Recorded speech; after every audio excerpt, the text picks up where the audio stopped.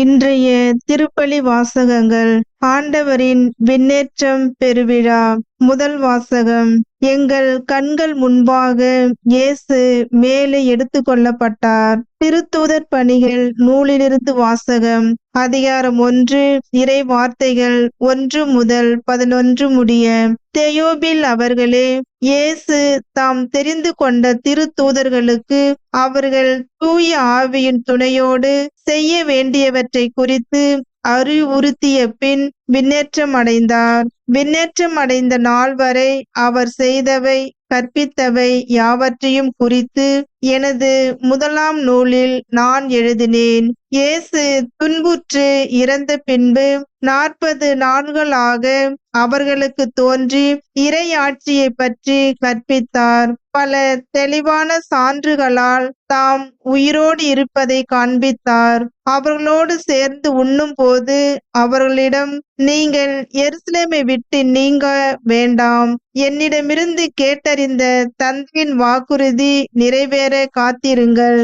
யோவான் தண்ணீரால் திருமுழுக்கு கொடுத்தார், நீங்களோ இன்னும் சில நாள்களில் தூய ஆவியால் திருமுழுக்கு பெறுவீர்கள் என்று கூறினார். பின்பு அங்கே கூடியிருந்தவர்கள் அவரிடம், ஆண்டவரே, இஸ்ரேலுக்கு ஆட்சி உரிமையை மீண்டும் பெற்று தரும் காலம் இதுதானோ என்று கேட்டார்கள். அதற்கு அவர், என் தந்தை தம் அதிகாரத்தால் குறித்து வைத்துள்ள நேரங்களையும் காலங்களையும் அறிவது உங்களுக்கு உரியது அல்ல. ஆனால் தூய ஆவி உங்களிடம் வரும்போது நீங்கள் கடவுளது வல்லமையை பெற்று எருசலேமிலும் யூதேயா சமாரியா முழுவதிலும் உலகின் கடை எல்லை வரைக்கும் எனக்கு சாட்சிகளாயிருப்பீர்கள் என்றார். இவற்றை சொன்ன பின்பு அவர்கள் கண்கள் முன்பாக அவர் மேலே எடுத்து கொள்ளப்பட்டார். மேகம் ஒன்று அவரை எடுத்து சென்று அவர்கள் பார்வையிலிருந்து மறைத்து விட்டது. அவர் செல்லும் போது அவர்கள் வானத்தை அண்ணாந்து பார்த்து கொண்டே இருந்தார்கள். அப்போது வெண்ணுடை அணிந்த இருவர் தோன்றி, கலிலியரே, நீங்கள் ஏன் வானத்தை அண்ணாந்து பார்த்து கொண்டே நிற்கிறீர்கள்? இந்த இயேசு உங்களிடமிருந்து விண்ணேற்றம் அடைந்ததை கண்டீர்கள் அல்லவா? அவ்வாறே அவர் மீண்டும் வருவார் என்றனர். ஆண்டவரின் அருள்வாக்கு. இறைவனுக்கு நன்றி. பதிலுரை பாடல். திருப்பாடல் 47. இறை வசனங்கள் 1, 2, 5, 6, 7, 8. பல்லவி. எக்காலம் முழங்கிடவே உயிரை ஏறுகின்றார் ஆண்டவர். மக்களினங்களே, களிப்புடன் கை கொட்டுங்கள், ஆர்ப்பரித்து கடவுளை புகழ்ந்து பாடுங்கள். ஏனெனில் உன்னதராகிய ஆண்டவர் அஞ்சுதற்கு உரியவர், உலகனைத்தையும் ஆளும் மாவேந்தர் அவரே. பல்லவி. எக்காலம் முழங்கிடவே உயிரை ஏறுகின்றார் ஆண்டவர். ஆரவார ஒளியிடையே பவனி செல்கின்றார் கடவுள். எக்காலம் முழங்கிடவே உயிரை ஏறுகின்றார் ஆண்டவர். பாடுங்கள், கடவுளுக்கு புகழ் பாடுங்கள், பாடுங்கள், நம் அரசருக்கு புகழ் பாடுங்கள். பல்லவி. எக்காலம் முழங்கிடவே உயிரை ஏறுகின்றார் ஆண்டவர்.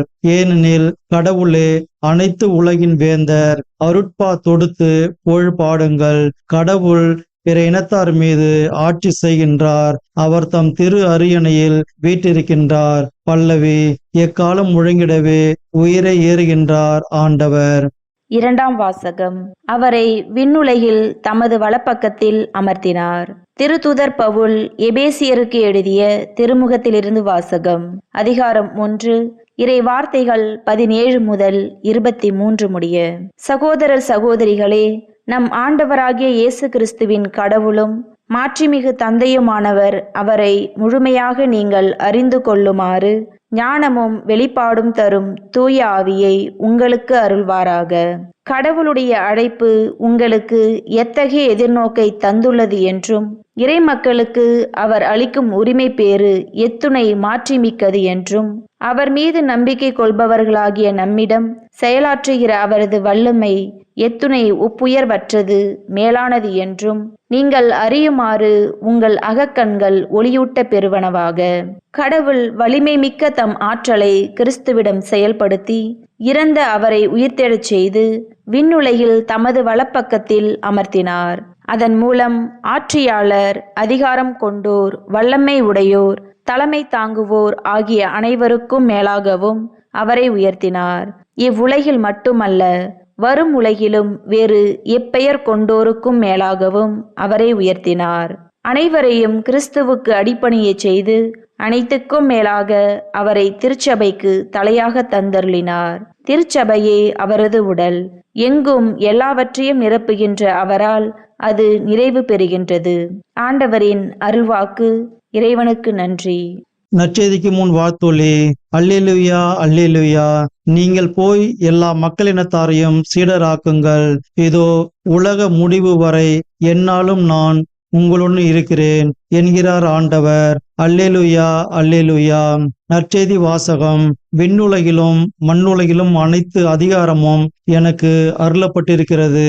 மத்தேயு எழுதிய தூய நற்செய்தியிலிருந்து வாசகம். அதிகாரம் 28, இறை வசனங்கள் 16 முதல் 20 முடிய.